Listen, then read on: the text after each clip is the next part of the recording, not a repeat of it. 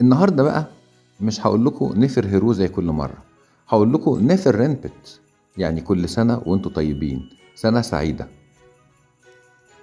الإله ست إله الشر كان بيتربص بأخوه أوزوريس إله الخير والزراعة، وحطه في تابوت وألقى بيه في النيل أملا في التخلص منه، لأنه كان بيغير منه، علشان الشعب كله كان بيحب أوزوريس أكتر من ست.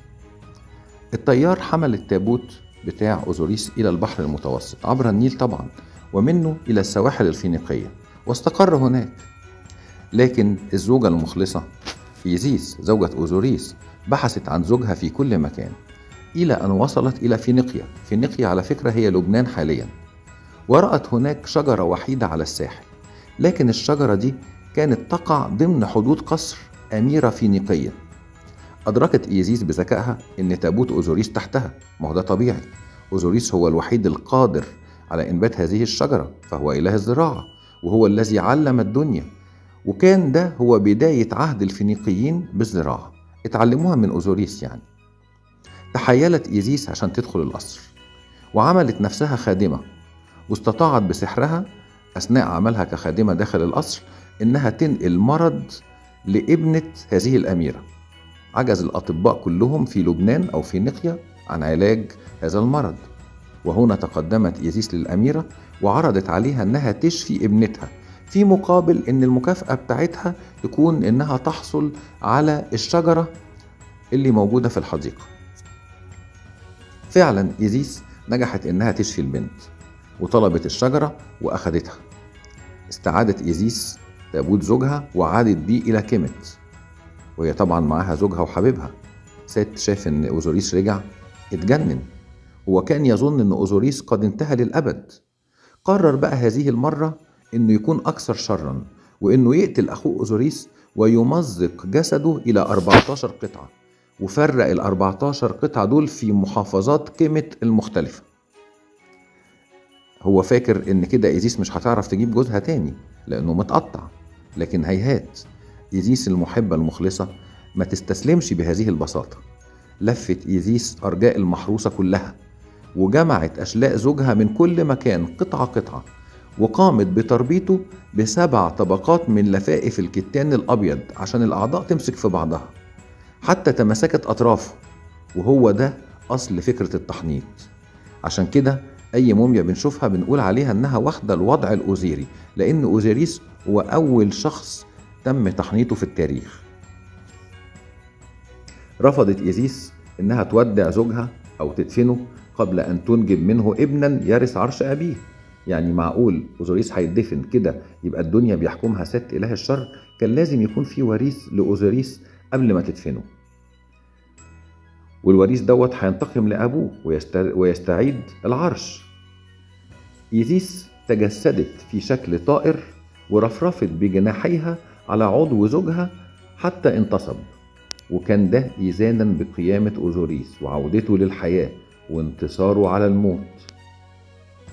في هذه اللحظة اتصلت إيزيس بزوجها جنسيا، وحملت منه ابنهما حورس اللي كبر وترعرع وصار إلها للحماية وممثلا لأبيه على الأرض.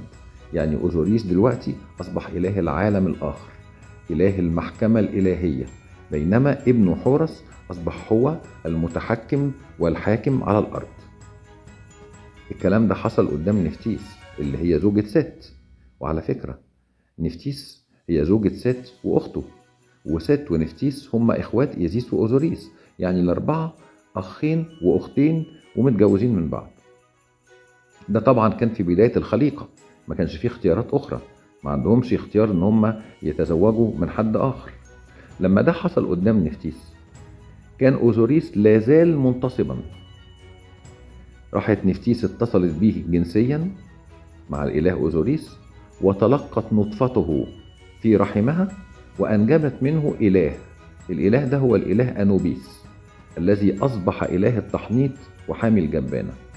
بكده أصبح لأوزوريس ابنين يخلفانه، هو أنجب حورس من إيزيس وأنجب أنوبيس من نفتيس، وبكده أصبح الشرير ست لا نسل له. إذا كان أوزوريس قد ولد ثم مات ثم ولد. فده كان معناه ايه بالنسبة للكيميتيين؟ ده رمز لدورة الحياة الشمسية. ما هي الشمس بتطلع الصبح وتغرب آخر اليوم ثم تعود للإشراق في اليوم التالي، وهذه الدورة هي دورة أبدية تماما مثل الحياة في العالم الآخر. وده كان دليل بالنسبة لقدماء المصريين على أن الإنسان لازم هيبعث كما تبعث الشمس مرة أخرى. وظلت الشجرة اللي أنبتها الإله أوزوريس هي رمز للخلود. استمر المصريين القدماء يحتفلون بعيد القيامة، عيد قيامة أوزوريس، كل عام في نفس التوقيت في كل المعابد. وكان الكهنة يقدمون الهدايا لمحبي أوزوريس تحت الشجرة، بالظبط زي ما بابا نويل بيعمل دلوقتي. نفس الشجرة اللي أنبتها أوزوريس في فينيقيا أو في لبنان. انتقل بعد ذلك أوزوريس للعالم الآخر، وأصبح إلها للبعث ورئيسا للمحكمة الإلهية، وهو من يمنح الأرواح حق الخلود وحق الحياة الأبدية. بكده يبقى احتفالنا بعيد القيامة أو عيد قيامة أوزوريس مش جديد على المصريين. كذلك احتفالنا تحت شجرة الكريسماس هو عادة مصرية أصيلة وفكرة مصرية قديمة جدا. يلا نحتفل كلنا ونفرح جميعا بعيد كل المصريين تحت شجرة أوزوريس إله الزراعة. كل سنة وانتم طيبين. كلمة أصل كل شيء.